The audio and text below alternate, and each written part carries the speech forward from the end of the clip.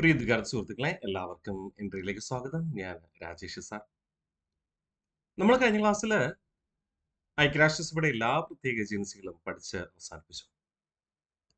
ഇന്നേ ദിവസം നമ്മൾ പഠിക്കാൻ പോകുന്നത് ചില സ്വതന്ത്ര ഏജൻസികളാണ്, ഈവൻ ഓട്ടോണമസ് ഏജൻസീസ്. നമ്മൾ പ്രത്യേക ഏജൻസികളെന്ന് ധരിച്ചിരുന്ന ചില സ്ഥാപനങ്ങൾ നമ്മൾ അവിടെ പഠിക്കാത്തത് കൊണ്ട് നമുക്ക് കൺഫ്യൂഷൻ തോന്നിയിട്ടുണ്ടാവാം. അതെന്താ? അത് ഐക്യരാഷ്ട്രസഭയുടെ ഏജൻസികളൊന്നും അല്ലേ? ഉദാഹരണമായി പറഞ്ഞാൽ ഐക്യരാഷ്ട്ര മനുഷ്യാവകാശ കമ്മീഷൻ, ഐക്യരാഷ്ട്ര അതുപോലെ തന്നെ അഭയാർത്ഥി കമ്മീഷൻ, അന്താരാഷ്ട്ര അണുശക്തി കമ്മീഷൻ, ഐക്യരാഷ്ട്ര വികസന പദ്ധതി UNDP നമ്മൾ പഠിക്കും. അതുപോലെ തന്നെ ഐക്യരാഷ്ട്ര പരിസ്ഥിതി സമിതി UNEP. ഇതൊക്കെ എന്താണടാ? നമ്മുടെ സ്വതന്ത്ര ഏജൻസികളാണ് എന്നതാണ് യാഥാർത്ഥ്യം. നമ്മൾ അതേക്കുറിച്ച് പഠിക്കാൻ പോവാണ്. തുടങ്ങിയാലോ? ആദ്യം പഠിക്കുന്നത് ഐക്യരാഷ്ട്രസഭയുടെ മനുഷ്യാവകാശ കമ്മീഷനെ കുറിച്ചാണ്. United Nations commission on human rights, ചുരുക്കി നമ്മൾ UNCHR എന്ന് പറയും. United Nations commission on human rights, commission on human rights, established in 1946, headquarters Geneva. ഈ ഐക്യരാഷ്ട്രസഭയുടെ മനുഷ്യാവകാശ കമ്മീഷന് കീഴിലാണ് ഐക്യരാഷ്ട്രസഭയുടെ ലക്ഷ്യങ്ങളിലൊന്നായ മനുഷ്യാവകാശ സംരക്ഷണത്തിന് വേണ്ടിയിട്ട് ഒരു പ്രത്യേക മാർഗനിർദ്ദേശങ്ങൾ തയ്യാറാക്കുക. അതിന് നമ്മൾ മനുഷ്യാവകാശ ചാർട്ടർ എന്നാണ് വിളിക്കുന്നത് കേട്ടോ. ഈ മനുഷ്യാവകാശ ചാർട്ടർ 1948 ഡിസംബർ മാസം 10-ാം തീയതിയിൽ പാരീസിൽ വെച്ച് നടന്ന സമ്മേളനത്തിലാണ് അവതരിപ്പിക്കുന്നത്. അല്ലെങ്കിൽ ഈ മനുഷ്യാവകാശ സംരക്ഷണ നിയമം പാസാക്കുന്നത്. മനുഷ്യാവകാശ ചാർട്ടർ തയ്യാറാക്കിയത് കാനഡക്കാരനായ ജോൺ പീറ്റേഴ്സ് ഹംഫ്രി എന്ന് പറയുന്ന വ്യക്തിയായിരുന്നു. ഓക്കെ, ജോൺ പീറ്റേഴ്സ് ഹംഫ്രി എന്ന വ്യക്തിയാണ് ഈ ഒരു മനുഷ്യാവകാശ ചാർട്ടർ എഴുതി തയ്യാറാക്കിയത്. അത് ഐക്യരാഷ്ട്രസഭ അംഗീകരിച്ച ദിവസമാണ് 1948 ഫെബ്രുവരി. അതുകൊണ്ടാണ് ആ ഡിസംബർ 10-ന്റെ സ്മരണ നിലനിർത്തുവാൻ എല്ലാ വർഷവും ഡിസംബർ 10-ാം തീയതി ഐക്യരാഷ്ട്രസഭ മനുഷ്യാവകാശ ദിനമായി ആചരിക്കുന്നത്. മനുഷ്യാവകാശ ദിനം ആചരിച്ചു തുടങ്ങിയത് 48-ലല്ല, 1950 തൊട്ട്. നോക്കാം. അപ്പൊ United Nations commission on human rights established 1946, headquarters Geneva. On 10th December 1948, the UN General Assembly meeting held in Paris adopted the Universal Declaration of Human Rights. The Universal Declaration of Human Rights, a landmark document in human history.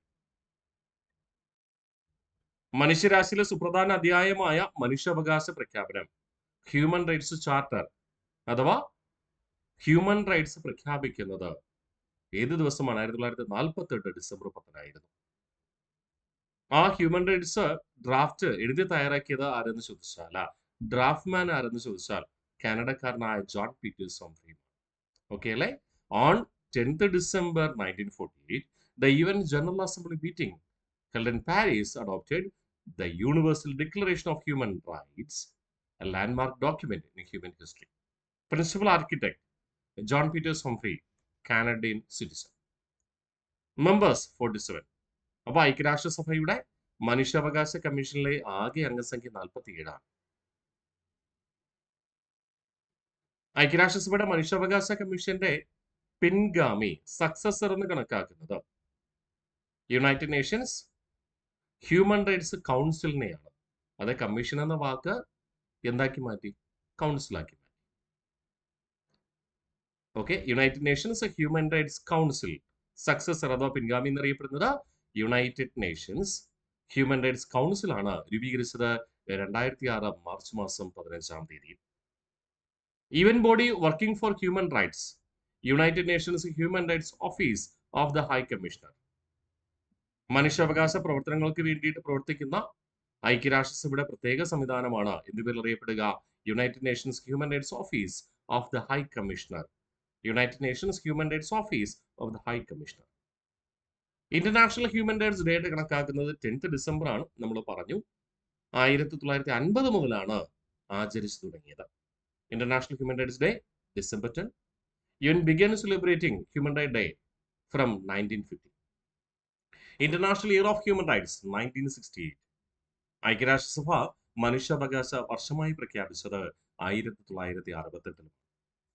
അപ്പോൾ ഒന്നുകൂടെ നമുക്ക് revision ചെയ്യാം. ഐക്യരാഷ്ട്ര മനുഷ്യാവകാശ സംഘടന, United nations human rights commission, total members 47, successor United Nations Human Rights Council, reorganized on 15th March 2006. UN body working for human rights, United Nations Human Rights Office of the High Commissioner. International Human Rights Day, December 10. UN began celebrating Human Rights Day from 1950. International Year of Human Rights, 1960. Set അല്ലേ? ഒന്നുകൂടെ revision ഉറപ്പിച്ചാലോ പൂർണ്ണമായിട്ട്? United Nations commission on human rights established in 1946, headquarters Geneva. On 10th December 1948, the UN General Assembly meeting in Paris adopted the Universal Declaration of Human Rights, a landmark document in human history. Principal architect John Peters Humphrey, a Canadian citizen. Members 47, successor United Nations Human Rights Council, formed on 15th March 2006. UN body working for human rights, United Nations Human Rights Office of the High Commissioner. International Human Rights Day, 10th December. UN began celebrating Human Rights Day, 1950. International Year of Human Rights, 1960. United Nations High Commissioner for Refugees, established on 14th December 1950. 1950 December 10 മുതൽ ഐക്യരാഷ്ട്രസഭ മനുഷ്യാവകാശ ദിനം ആചരിച്ചു തുടങ്ങി അല്ലേ? December 10 തൊട്ട് 1950 December 10 തൊട്ട് മനുഷ്യാവകാശ ദിനം ഡിസംബർ 10 ആചരിച്ചു തുടങ്ങി. മനുഷ്യാവകാശ ലംഘനം ഏറ്റവും കൂടുതൽ നടക്കുന്നത് അഭയാർത്ഥികളിലാണെന്ന തിരിച്ചറിവ് ഐക്യരാഷ്ട്രസഭയ്ക്ക് ഉണ്ടാവുകയും അഭയാർത്ഥികളുടെ പ്രത്യേക സുരക്ഷയ്ക്ക് വേണ്ടി 1950 ഡിസംബർ 14 എന്ത് രൂപീകരിക്കുകയും ചെയ്തു? ഐക്യരാഷ്ട്രസഭയുടെ അഭയാർത്ഥി കമ്മീഷൻ രൂപീകരിക്കുകയും ചെയ്തു. ഐക്യരാഷ്ട്ര അഭയാർത്ഥി commission, united Nations high commissioner for refugees രൂപീകരിച്ചു. United Nations high commissioner for refugees, established on 14th December 1950, headquarters Geneva. മനുഷ്യാവകാശ കമ്മീഷന്റെ ആസ്ഥാനം എവിടെയാണ്? ജനീവയാണ്. ആ മനുഷ്യാവകാശ സംരക്ഷണം ഏറ്റവും കൂടുതൽ വേണ്ടിവരുന്നവരാണ് അഭയാർത്ഥികൾ. അതുകൊണ്ട് അഭയാർത്ഥി കമ്മീഷന്റെ ആസ്ഥാനം ഇവിടെ തന്നെയാണ്? ജനീവ തന്നെയാണ്. ഓക്കെ. ലോകാരോഗ്യ സംഘടനയുടെ ആസ്ഥാനവും ആരോഗ്യം ജനീവ തന്നെ. ഇനി objective, provide a solution to refugee issues global. ലോകമാസകലമുള്ള അഭയാർത്ഥികളോടുള്ള അനുഭാവത്തിന് മാറ്റം കൊണ്ടുവരിക, അഭയാർത്ഥികളെ സംരക്ഷിക്കുവാൻ എല്ലാ രാജ്യങ്ങളോടും അഭ്യർത്ഥിക്കുക, എല്ലാ രാജ്യങ്ങളെയും പ്രേരിപ്പിക്കുക തുടങ്ങിയവയാണ് പ്രധാന ലക്ഷ്യം. ആഗോളതലത്തിൽ അഭയാർത്ഥി പ്രശ്നങ്ങൾക്ക് പരിഹാരം കാണുക. ഐക്യരാഷ്ട്രസഭ വേൾഡ് റെഫ്യൂജി ഇയർ ആയിട്ട് സെലിബ്രേറ്റ് ചെയ്തത് അല്ലെങ്കിൽ കണക്കാക്കിയത്, ആചരിച്ചത് 1959-60. ഹ്യൂമൻ റൈറ്റ് ഇയർ ആയിട്ട് കണക്കാക്കിയത് എന്നാണ് 1968 ആണ്. വേൾഡ് റെഫ്യൂജി ഇയർ എന്ന് പറയുന്നത് 1959 and 1960. World refugee day 20th June, observed since 2001. 2001 മുതൽ ജൂൺ 20 അഭയാർത്ഥി ദിനമായിട്ട് കണക്കാക്കുന്നു. ഓക്കെ. സോഷ്യൽ ജസ്റ്റിസ് ഡേ എന്ന് പറയുന്നത് ഫെബ്രുവരി 20 ആണ്. സോഷ്യൽ ജസ്റ്റിസ് ഡേ ഫെബ്രുവരി 20 ആണ്. ഇതെന്താ? World refugee day 20th June. മറക്കല്ലേ? അപ്പോൾ UN world refugee year 1959 and 1960. World refugee day 20th June, observed since 2001. Awarded a Nobel Peace Prize twice in 1954 and 1981. 1954-ലും 1981-ലും ഐക്യരാഷ്ട്ര അഭയാർത്ഥി commission Nobel പുരസ്കാരം ലഭിച്ചു. ഒന്നുകൂടെ നമുക്ക് റിവിഷൻ ചെയ്താലോ? United Nations high commissioner for refugees, established on 14th December 1950, headquarters Geneva. Objective, provide a solution to refugee issues global. UN World Refugee Year 1959 and 1960. World Refugee Day 20th June, observed since 2001. Awarded Nobel Prize in twice 1954 and 1980. അടുത്ത നമ്മൾ പറയുന്നു അന്താരാഷ്ട്ര ആണവോർജ ഏജൻസിയെ കുറിച്ച്. രണ്ടാം ലോക മഹായുദ്ധം ലോകത്തെ നാശത്തിലേക്ക് കൊണ്ടെത്തിക്കാൻ സാധ്യതയുള്ള അണുബോംബിന്റെ ഭീകരത തുറന്നു കാട്ടി. അമേരിക്ക ജപ്പാനിൽ അണുബോംബ് വർഷിച്ചു നാഗസാക്കിയിലും ഹിരോഷിമയിലും. ഇപ്പോഴും ആണവ ദുരന്തം പേറി ജീവിക്കുന്ന ജനതയാണ് അവിടെയുള്ളത്. ഇന്ന് ജനിച്ചു വീഴുന്ന കുട്ടി പോലും ആണവ ദുരന്തത്തിന്റെ ഇരയാണ്. ആണവ ദുരന്തം പേറി ഇന്നും ഹിരോഷിമയിലും നാഗസാക്കിയിലും ജീവിക്കുന്ന ജനതകളെ നമ്മൾ ഹിബാകുഷ എന്നാണ് വിശേഷിപ്പിക്കാറ്. നമ്മളത് പഠിക്കുകയും ചെയ്തു. രണ്ടാം ലോക മഹായുദ്ധം പഠിച്ചപ്പോൾ പറഞ്ഞു, ശരിയല്ലേ? അപ്പൊ ഇനി മറ്റൊരു അണുബോംബ് യുദ്ധത്തിലേക്ക്, ആറ്റം ബോംബ് ജനങ്ങളുടെ നേർക്ക് വർഷിക്കാതിരിക്കുന്നതിന് വേണ്ടിയിട്ട് ഐക്യരാഷ്ട്രസഭ രൂപീകരിച്ച സംവിധാനമാണ് ഇന്റർനാഷണൽ അറ്റോമിക് എനർജി ഏജൻസി. ഈ ഒരു സ്ഥാപനം അല്ലെങ്കിൽ ഐക്യരാഷ്ട്രസഭ ഒരിക്കലും ആണവോർജ ഗവേഷണത്തെ തടയുന്നില്ല. നിങ്ങൾ ആണവോർജ ഗവേഷണം നടത്തിക്കോളൂ. പക്ഷെ അത് മനുഷ്യന്റെ പുരോഗതിക്ക് വേണ്ടി മാത്രമാകണം. അല്ലാതെ മനുഷ്യന്റെ ഉന്മൂലനാശത്തിനായി മാറരുത്. ആണവ പരീക്ഷണം നടത്തിക്കോളൂ, ആണവ ഗവേഷണം നടത്തിക്കോളൂ, ആണവോർജം മനുഷ്യന്റെ വികസനത്തിന് വേണ്ടി ഉപയോഗിച്ചോളൂ. അല്ലാതെ മനുഷ്യന്റെ നാശത്തിലേക്ക്, മനുഷ്യന്റെ നാശത്തിന് കാരണമാകുന്ന ബോംബ് സ്ഫോടനത്തിലേക്ക് കൊണ്ടുപോകരുത് എന്നതാണ് ഇന്റർനാഷണൽ അറ്റോമിക് എനർജി ഏജൻസിയുടെ ലക്ഷ്യം. അതുകൊണ്ട് തന്നെ ഏതെങ്കിലും രാജ്യങ്ങൾ ആണവ ആയുധ ഗവേഷണം നടത്തുകയാണെങ്കിൽ, ആണവ ആയുധ പരീക്ഷണം നടത്തുകയാണെങ്കിൽ അത്തരം രാജ്യങ്ങൾക്കെതിരെ ഉപരോധം ഏർപ്പെടുത്തുവാനും കർശനമായി തീരുമാനിക്കുന്ന ഒരു യുഎന്നിന്റെ സ്വതന്ത്ര ഏജൻസിയാണ് ഇന്റർനാഷണൽ അറ്റോമിക് എനർജി ഏജൻസി. കർശനമായ നിലപാടുകളാണ് സ്വീകരിക്കുക കേട്ടോ. അപ്പൊ established on 29th July 1957. International atomic energy agency established on 29th July 1957. Headquarters Vienna in Austria. Austria എന്ന രാജ്യത്തെ വിയന്നയിലാണ് ആസ്ഥാനം. ഓസ്ട്രിയ നമുക്കറിയാം, ഒന്നാം ലോക മഹായുദ്ധം തുടക്കം കുറിച്ച രാജ്യമാണ് അല്ലെ? യെസ്. മെയിൻ ഒബ്ജക്റ്റീവ് ഇമ്പോർട്ടന്റ് ആണ്. Promote the use of nuclear energy. ആണവോർജത്തിന്റെ ഉപയോഗം വർദ്ധിപ്പിക്കാനായിട്ട് ജനങ്ങളെ പ്രേരിപ്പിക്കുക. പക്ഷെ എന്തിനു വേണ്ടി മാത്രം? യുദ്ധത്തിന് വേണ്ടിയിട്ടല്ല, മനുഷ്യന്റെ സമാധാനത്തിന് വേണ്ടി മാത്രം അല്ലെ? Promote the use of nuclear energy for peaceful purposes for humanity. ആണവോർജം മാനവരാശിയുടെ സമാധാനത്തിന് വേണ്ടി മാത്രം ഉപയോഗിക്കുക. Motto atom for peace and development. Atom for peace and development. Use of nuclear energy for peace and development only. ആണവോർജം മനുഷ്യന്റെ എന്തിനു വേണ്ടി? സമാധാനത്തിനും വികസനത്തിനും വേണ്ടി മാത്രം ഉപയോഗിക്കണം എന്നതാണ് ഈ മോട്ടോ കൊണ്ട് ലക്ഷ്യം വയ്ക്കുക. അപ്പൊ മോട്ടോ എന്താണ്? Atom for peace and development. Awarded the Nobel Prize in 2005. Current member countries 178. 178 അംഗരാജ്യങ്ങളാണ് അന്താരാഷ്ട്ര ആണവോർജ ഏജൻസിയിൽ അംഗങ്ങളായിട്ടുള്ളത്. അപ്പൊ അന്താരാഷ്ട്ര ആണവോർജ ഏജൻസിക്ക് എന്നാണ് സമാധാന നോബൽ കിട്ടിയതെന്ന് ചോദിച്ചാൽ ഈ വർഷം 2005 ആകെ അംഗസംഖ്യ എത്രയാണ്? 178. ഒന്നുകൂടെ റിവിഷൻ ചെയ്ത് ഉറപ്പിച്ചാലോ? International atomic energy agency established on 29th July 1957. Headquarters Vienna in Austria. Objective: promote the use of nuclear energy for peaceful purposes for humanity. Motto: atom for peace and development. That means use of nuclear energy for peace and development only. Awarded a Nobel Peace Prize in 2005. Current member countries 178. Set അല്ലേ? ഇനി അടുത്ത് പറയുന്നു United Nations Development Programme, UNDP. United Nations Development Programme വളരെ important ആണ്. ഈ United Nations Development programme ആണ് ഓരോ രാജ്യത്തിന്റെയും വികസന റിപ്പോർട്ട്, അതായത് ആ രാജ്യത്തെ ജനങ്ങളുടെ വികസന റിപ്പോർട്ട്, മാനവ വിഭവശേഷി റിപ്പോർട്ട്, ഹ്യൂമൻ ഡെവലപ്മെന്റ് റിപ്പോർട്ട് അവതരിപ്പിക്കുക. ഹ്യൂമൻ ഡെവലപ്മെന്റ് റിപ്പോർട്ട് അവതരിപ്പിക്കുക, മാനവ വികസന സൂചിക എന്ന് നമ്മൾ പറയും. ആ റിപ്പോർട്ടുമായി ബന്ധപ്പെട്ട് PS സ്ഥിരം ചോദിക്കുന്ന ചോദ്യങ്ങളാണ് നിങ്ങൾ കാണാറുള്ളത്. അതുകൊണ്ട് ഇമ്പോർട്ടന്റ് ആണ്, വളരെ പ്രാധാന്യമുണ്ട്. അപ്പോൾ United Nations Development Programme UNDP established on 22nd November 1965. Headquarters in New York.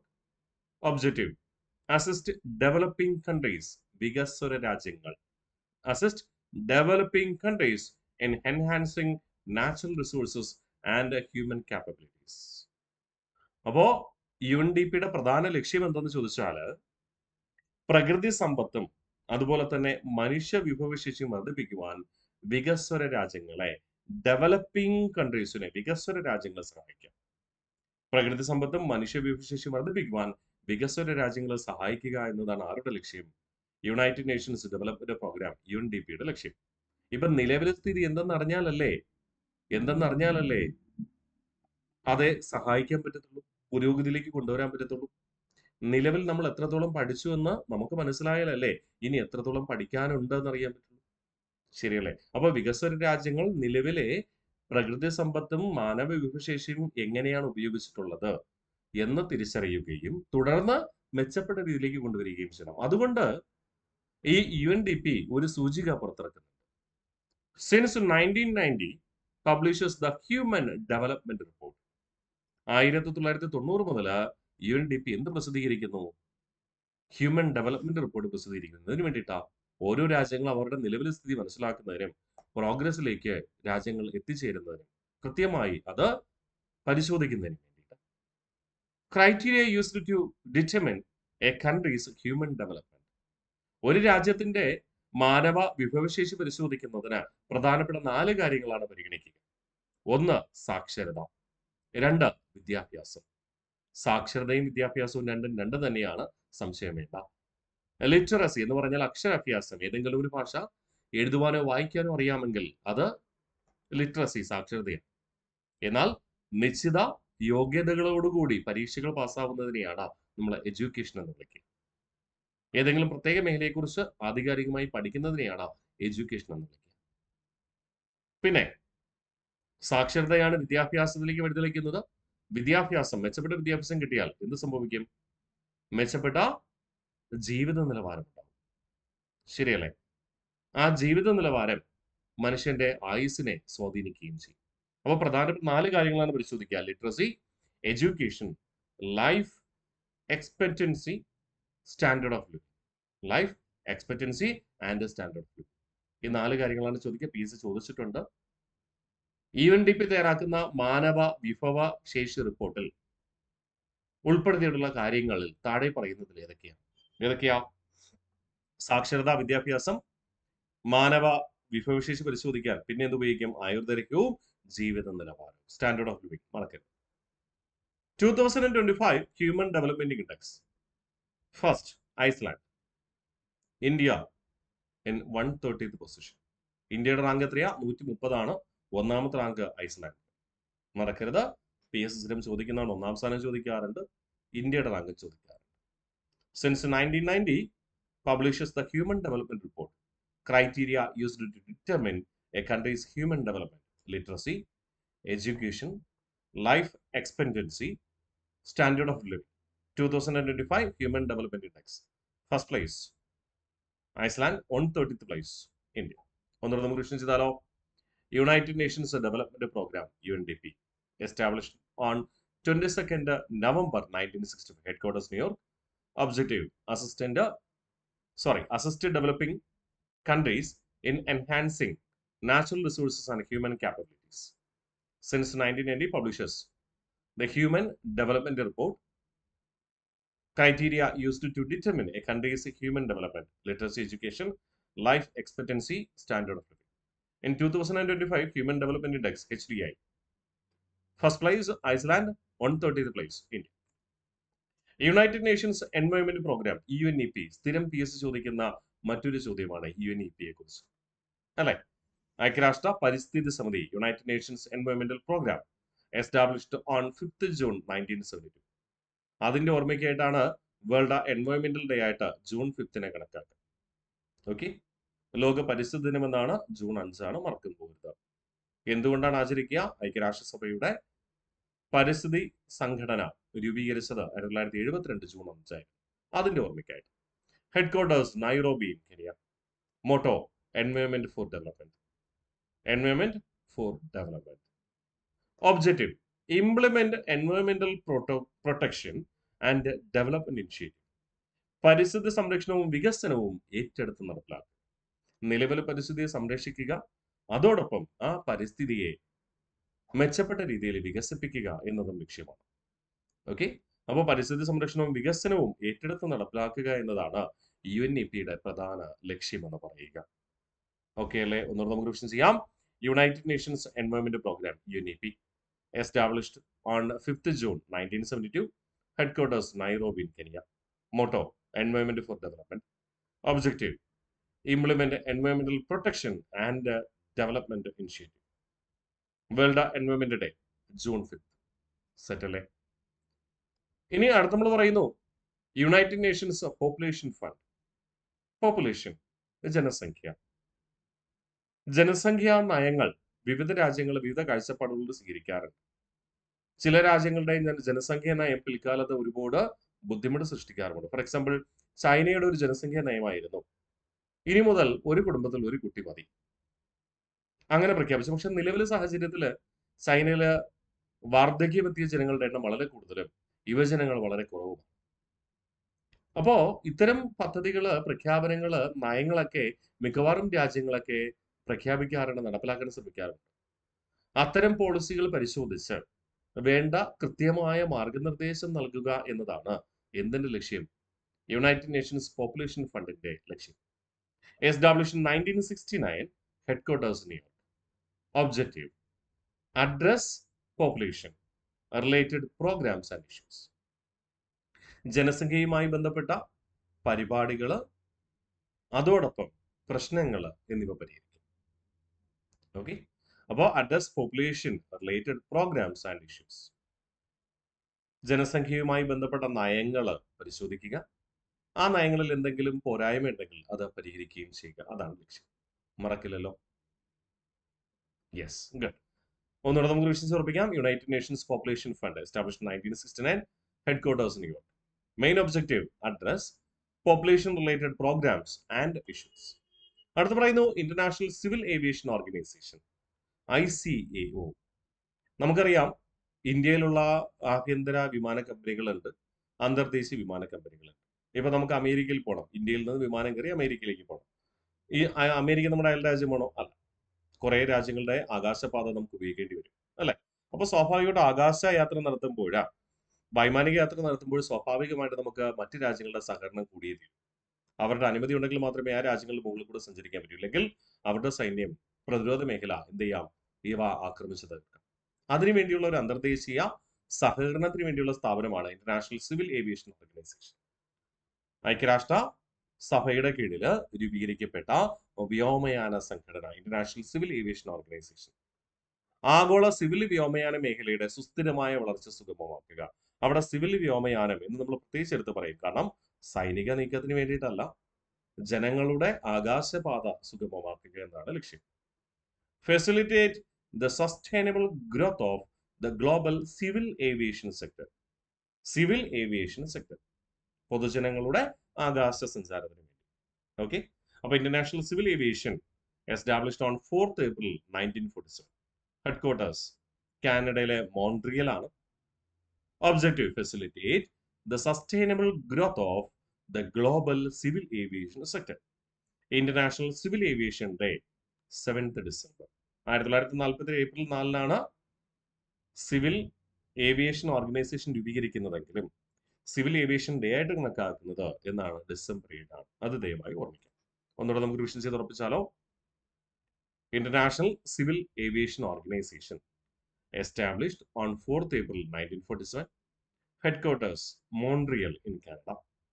Main objective: facilitate the sustainable growth of the global civil aviation sector. International Civil Aviation Day observed on 7th December. Even women. ഐക്യരാഷ്ട്രസഭ വനിതകളുടെ സംരക്ഷണത്തിന് വേണ്ടിയിട്ട് രൂപീകരിക്കപ്പെട്ട പ്രധാനപ്പെട്ട ഒരു സംവിധാനമാണ് UN Women എന്ന് പറയുക. UN Women established on July 2010. Headquarters New York.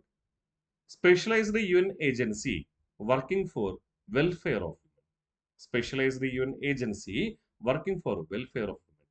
വനിതകളുടെ അവകാശ സംരക്ഷണത്തിനും ക്ഷേമത്തിനും വേണ്ടി പ്രവർത്തിക്കുന്ന ഐക്യരാഷ്ട്രസഭയുടെ ഒരു ഏജൻസിയാണ് UN Women എന്ന് പറയുക. പ്രധാന ലക്ഷ്യം എന്ന് പറയുന്നത് സ്ത്രീ പുരുഷ തുല്യത ലഭ്യമാക്കുക എന്നതാണ്. സ്ത്രീ പുരുഷ തുല്യത ലഭ്യമാക്കുക എന്ന ലക്ഷ്യത്തോടു കൂടി 1979 ഐക്യരാഷ്ട്രസഭ വനിതാ വർഷമായി ആചരിച്ചു. വനിതാ വർഷമായി ആചരിക്കുകയും ആ വർഷം ഐക്യരാഷ്ട്രസഭ എല്ലാ അംഗരാജ്യങ്ങളോടും ആവശ്യപ്പെട്ടു, സ്ത്രീ സമത്വത്തിന് വേണ്ടിയുള്ള നിയമനിർമ്മാണങ്ങൾ ആരംഭിക്കണം. The UN adopted a convention in 1979 making gender equality a governmental obligation. ഭരണകൂടത്തിന്റെ കടമയായി സ്ത്രീ പുരുഷ തുല്യത ലഭ്യമാക്കണം എന്ന് ആര് നിർദ്ദേശിച്ചു? ഐക്യരാഷ്ട്രസഭ. അതിന്റെ ഭാഗമായി പല രാജ്യങ്ങളും സ്ത്രീ പുരുഷ സമത്വത്തിന് വേണ്ടിയുള്ള നയങ്ങൾ നടപ്പിലാക്കി, നിയമങ്ങൾ പാസ്സാക്കുകയൊക്കെ ചെയ്തു. ഇമ്പോർട്ടന്റ് ആണ്, മറക്കരുത്. അപ്പോ even adopted a convention in 1979 making gender equality a governmental obligation. ഭരണകൂടത്തിന്റെ കടമയായി സ്ത്രീ പുരുഷ സമത്വം, ജെൻഡർ ഇക്വാലിറ്റി സ്വീകരിച്ചത് 1979 ആ വർഷം തന്നെ ഐക്യരാഷ്ട്രസഭ വനിതാ വർഷമായി ആചരിക്കുകയും ചെയ്തു. ഈവൻ വിമൻ ഇയർ ആയിട്ട് കണക്കാക്കുന്നത് തന്നെ 1970. ഒന്ന് റിവിഷൻ ചെയ്താലോ? Even women established July 2010. Headquarter New York. Specialized UN agency working for the welfare of. The UN adopted a convention in 1979 making gender equality a governmental obligation. അടുത്ത പറയുന്നത് United nations conference on trade and development.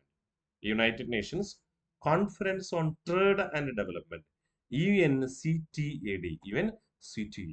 ഐക്യരാഷ്ട്ര വ്യാപാര വികസന ചർച്ചാ സമിതി. അന്തർദേശീയ തലത്തില് ഒരു വ്യാപാര കരാറാണ് ആദ്യകാലത്ത് ഉണ്ടായിരുന്നത്. നമ്മൾ പിന്നീട് വേൾഡ് ട്രേഡ് ഓർഗനൈസേഷൻ തുടർന്ന് നമ്മൾ പഠിക്കും.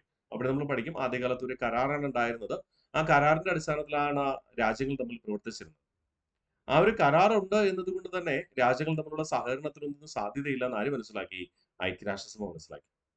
അപ്പോ വ്യാപാര മേഖലയിലെ അന്താരാഷ്ട്ര സഹകരണത്തിന് വേണ്ടിയിട്ട് ഐക്യരാഷ്ട്രസഭ തുടക്കം കുറിച്ച ഒരു സ്വതന്ത്ര ഏജൻസി ആയിരുന്നു united nations conference on trade and development. പിൽക്കാലത്ത് 1995 വേൾഡ് ട്രേഡ് ഓർഗനൈസേഷൻ ആരംഭിച്ചപ്പോൾ, വേൾഡ് ട്രേഡ് ഓർഗനൈസേഷൻ എന്ന സംഘടന ആരംഭിച്ചപ്പോൾ ഈ പ്രവർത്തനങ്ങളൊക്കെ ആര് നേരിട്ട് നടത്തി തുടങ്ങി? World trade organisation. എങ്കിലും ഇപ്പോഴും ഈ UN ഏജൻസി നിലവിലുണ്ട് കേട്ടോ. മറ്റൊരു വ്യാപാര വികസനത്തിന് വേണ്ടിയുള്ള സംഘടന ഇല്ലാതിരുന്ന സാഹചര്യത്തിൽ ഐക്യരാഷ്ട്രസഭ തുടക്കം കുറിച്ച ഒരു സ്വതന്ത്ര ഏജൻസി ആയിരുന്നു united nations conference on trade and development, ഐക്യരാഷ്ട്ര വ്യാപാര വികസന ചർച്ചാ സമിതി. Established on 30th December 1964. Headquarters Geneva. Main objective വ്യാപാരത്തിലൂടെ വികസ്വര രാഷ്ട്രങ്ങളുടെ സാമ്പത്തിക വളർച്ച മെച്ചപ്പെടുത്തുക. വ്യാപാരത്തിലൂടെ വികസിത രാജ്യങ്ങളുടെയും വികസ്വര രാഷ്ട്രങ്ങളുടെയും സാമ്പത്തിക വളർച്ച മെച്ചപ്പെടുത്തുക. Promote economic growth of developing countries through trade. മറക്കരുതേ, promote economic growth of developing countries through trade. പ്രധാനമായും വ്യവസായത്തിലൂടെ വികസ്വര രാജ്യങ്ങൾ ഡെവലപ്പിംഗ് കൺട്രീസിന്റെ സാമ്പത്തിക വളർച്ച, വ്യാവസായിക വളർച്ച ഉറപ്പുവരുത്തും. ഇത്രയേ ഉള്ളൂ, കഴിഞ്ഞു. ഐക്യരാഷ്ട്രസഭയുമായി ബന്ധപ്പെട്ട് പ്രവർത്തിക്കുന്ന പ്രധാനപ്പെട്ട സ്വതന്ത്ര ഏജൻസികളെ നമ്മളിവിടെ പഠിച്ച് പൂർത്തീകരിച്ചു കഴിഞ്ഞു. United nations conference on trade and development, established on 30th December 1964, headquarters Geneva. Main objective promote economic growth of developing countries through trade. നമുക്കിനി അടുത്ത ക്ലാസ്സിൽ പഠിക്കേണ്ടത് പ്രധാനപ്പെട്ട അന്തർദേശീയ സംഘടനകളെ കുറിച്ചാണ്. അന്തർദേശീയ സംഘടനകൾ എന്ന് പറയുമ്പോൾ വേൾഡ് ട്രേഡ് ഓർഗനൈസേഷൻ, ആസിയാൻ, അതുപോലെ തന്നെ സാമൂഹിക സംഘടനകൾ, റെഡ് ക്രോസ് ഉണ്ട്, സ്കൗട്ട് ആൻഡ് ഗൈഡ്സ് ഉണ്ട്, പിന്നെ പരിസ്ഥിതി സംഘടനകൾ, ഗ്രീൻ ബെൽറ്റ് ഉണ്ട്, അല്ലേ? യെസ്, അങ്ങനെയുള്ള സംഘടനകളൊക്കെ നമ്മൾ പഠിച്ചുറപ്പിക്കും. പിന്നെ കുറേയധികം സൈനിക സഖ്യങ്ങളുണ്ട്, നാറ്റോ, സീറ്റോ, അങ്ങനെയുള്ള സൈനിക സഖ്യങ്ങൾ. ഇതൊക്കെയാണ് നമ്മളിനി തുടർന്നുള്ള ക്ലാസ്സുകളിൽ പഠിക്കുക. അപ്പോൾ ഇതുവരെയുള്ള കാര്യങ്ങൾ കൃത്യമായി മനസ്സിലാക്കി മുന്നോട്ട് പോകാനായിട്ട് ശ്രമിക്കുക. കൃത്യമായി റിവിഷൻ ചെയ്ത് ഉറപ്പിക്കാനായിട്ട് ശ്രമിക്കുക. വിട്ടുവീഴ്ചയില്ലാതെ പഠിക്കാനായിട്ട് ശ്രമിക്കുക. വിട്ടുവീഴ്ചയില്ലാതെ റിവിഷൻ ചെയ്യാനായിട്ട് ശ്രമിക്കുക. അപ്പോൾ അടുത്ത ക്ലാസ്സിൽ കാണാം. Bye bye.